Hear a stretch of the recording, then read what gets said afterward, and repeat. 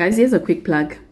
If you want to be successful at your next interview, I recommend 2 YouTube channels that have helped me land roles and imisebenzi in the past, including my current one. You need to prepare for your interview, guys. You don't just show up on the interview day hoping for the best. You anticipate questions abazobuza zona. I suggest 1, get yourself a notebook, purely a notebook that has that you're gonna call your interview notebook. Look for an incwadi that you have never used before, or go and buy a notebook that is purely for your interview preparation. Because even if you're going to be interviewed now, for your next promotion or your next role, you're gonna need to answer similar questions, right? So tip number 1, go to these 2 YouTube channels, Career Vids and Self-Made Millennial.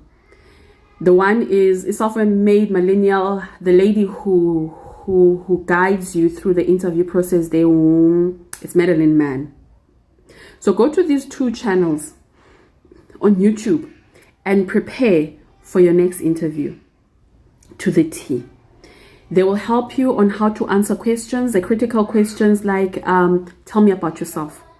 There's things that we say in these interviews, guys, that they're not looking for, that they're not interested in. So they help you word your answers in such a way that you give the interviewer what they are looking for. Because sometimes we ramble and say things and waste their time, and we don't bring our best selves. Sometimes you're really, really good and you deserve the job, but you haven't been able to sell yourself and to promote yourself well in the interview because you're not prepared. Preparation is key for an interview, guys. Preparation is key for an interview. Get yourself a notebook. Watch these 2 videos and spend time wording your answers, thinking back to your career journey and coming with examples. You see, if you use these 2 guys, that those interview questions of tell me about a time you had a conflict with a co-worker. What was the conflict?